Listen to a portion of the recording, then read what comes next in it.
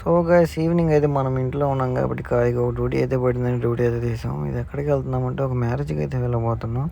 మనమైతే ఇక్కడికి వచ్చేసాం. కస్టమర్ అయితే వచ్చి మనకి కీ అయితే ఇచ్చాడు, కార్ అయితే తీసుకొని రమ్మని. మనం అయితే కార్ అలా చుట్టూరు తిప్పుకొని తీసుకొని రావాలి. తర్వాత కస్టమర్ వచ్చేసి జిఆర్టీ దగ్గరికి వెళ్దాం అన్నాడు. అక్కడికి వెళ్ళిన తర్వాత వాళ్ళు అయితే షాపింగ్ చేయడానికి పైకి వెళ్ళారు.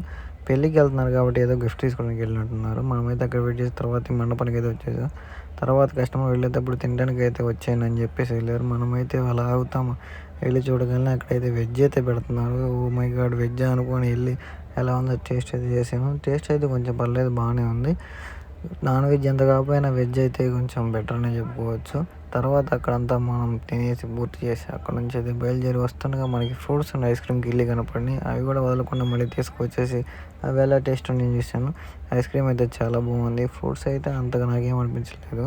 తర్వాత కిల్లి కూడా అంత ఏమనిపించలేదు. తిని అంతా అయిపోయి కార్లో అయితే రిలాక్స్ అవుతున్నాం. ఇంకా కస్టమర్ అయితే రాలేదు. కస్టమర్ రాగానే కార్ తీసుకొని ఇంటికి వెళ్ళిపోవటమే. ఈ వీడియోకి అయితే సబ్స్క్రైబ్ చేసాను ఫ్రెండ్స్.